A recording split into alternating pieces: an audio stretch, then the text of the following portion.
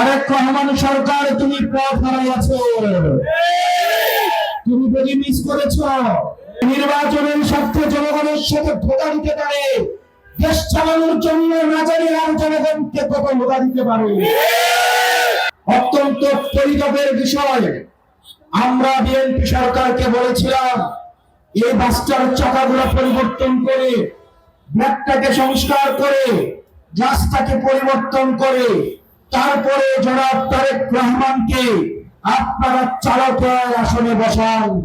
গতকাল দেখলাম সংবিধান বিশেষজ্ঞ আল্লামা সালাউদ্দিন সাহেব সংসদে দাঁড়িয়ে বললেন সংবিধান সংস্কার পরিষদ নাকি সংবিধানে নেই। জনাব সালাউদ্দিন সাহেব 2026 সালে বাংলাদেশে আপনার থাকাও সংবিধানে ছিল না। বর্তমান সংবিধান অনুযায়ী বর্তমানে আপনার থাকার কথা ছিল শিলংয়ের গেস্ট হাউসে, আপনার দলের প্রধানের থাকার কথা ছিল লন্ডনে, আপনার লক্ষ লক্ষ নেতা কর্মীর থাকার কথা ছিল জেলে, লক্ষ লক্ষ নেতা কর্মীর থাকার কথা ছিল ধানখেতে। যারা রাস্তায় নেমে এসেছিল তারা সংবিধানের বিরুদ্ধে রাস্তায় নেমে এসেছিল। যদি সংবিধান মানতে চান তাহলে এই নির্বাচন হওয়ার কথা ছিল 2029 সালে। সংবিধানের অর্ধেক মানব আর অর্ধেক মানব না, এটা হতে পারে না। সংবিধানের যেটুকু আপনাদের পক্ষে যায় আপনারা শুধুমাত্র সেটুকুই মানছেন, আর যেটুকু জনগণের পক্ষে যায় আপনারা সেটার বিরুদ্ধে অবস্থান নিচ্ছেন।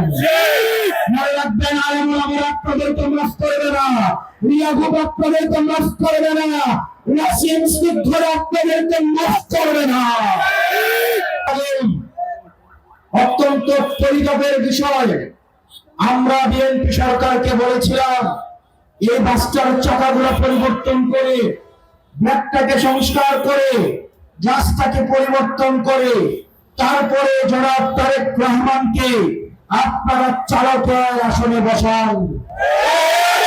অত্যন্ত পরিতাপের বিষয়, আপনারা কৃষ্ণনগরের একজন মন্ত্রীর কুপরামর্শ আপনারা দেখেছেন।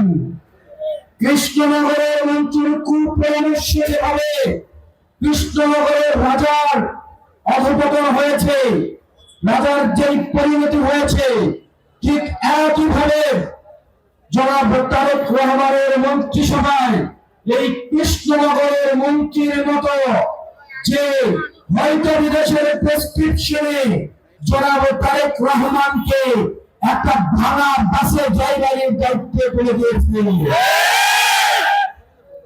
জনাব তারেক রহমান, আপনি যদিও অনেকদিন ধরে ভালো বাসের ট্রেনিং নিয়ে আসেন না কেন, একটা ব্রেক দিয়ে আপনি এই বাস চালাতে পারবেন না। সেজন্য আমরা বলেছি ব্রেকগুলোকে সংস্কার করেন, চাকাগুলোকে পরিবর্তন করেন, এবং সেটার নাম আমরা দিয়েছি রাষ্ট্র কাঠামোর সংস্কার। এই রাষ্ট্র কাঠামোর সংস্কার হিসেবে আমরা গণভোটের আয়োজন করেছিলাম, সেখানে যাত্রীদের থেকে ভোট নেওয়া হয়েছিল আপনারা চান কিনা চাকাগুলোর পরিবর্তন করা হোক, ব্রেকটার পরিবর্তন করা হোক।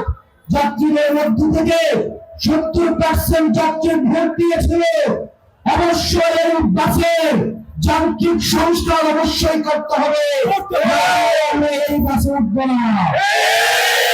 কিন্তু আমরা দেখতে পেলাম নির্বাচনের পরে জনাব তারেক রহমানকে আবার ভুল পথে পরিচালিত করা হচ্ছে।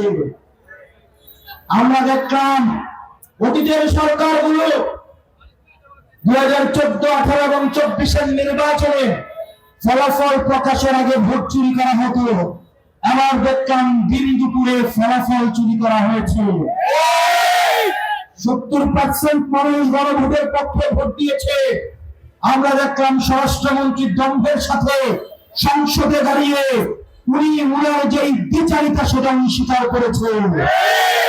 উনি বলেছেন আমরা নির্বাচনের স্বার্থে আমরা মেনে নিয়েছি, যে নির্বাচনের স্বার্থে জনগণের সাথে ধোঁকা দিতে পারে, দেশ চালানোর জন্য না জানি আর জনগণকে কত ধোঁকা দিতে পারে।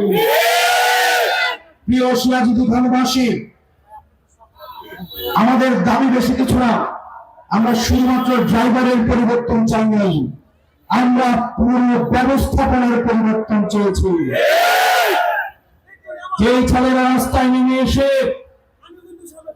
আমরা দেখেছি ছোট ছোট বাচ্চারা মন্ত্রীরা জেল থেকে বের হয়ে এসে বলেছিল, মাসুম বাচ্চারা আমরা তোমাদের কাছে ঋণী, আমরা যেতে পারি নাই, তোমরা সেটা পেরেছো। আমরা দেখলাম এই মাসুম বাচ্চাদেরকে দেখিয়ে স্বরাষ্ট্রমন্ত্রী বলেছিল, এরা এমন সন্তান যাদেরকে একটা গুলি মারলে একটাই যায়, বাকি গুলো রাস্তা থেকে যায় না। তারেক রহমান সরকার, একটা কথা আছে, পথিক তুমি পথ হারাই আছো। তারেক রহমান সরকার, তুমি পথ হারাই আছো, তুমি যদি মিস করেছ এবং মানুষের সাথে প্রতারণা করে এই সরকারকে ভুল বাসে উঠিয়ে দেওয়া হয়েছে।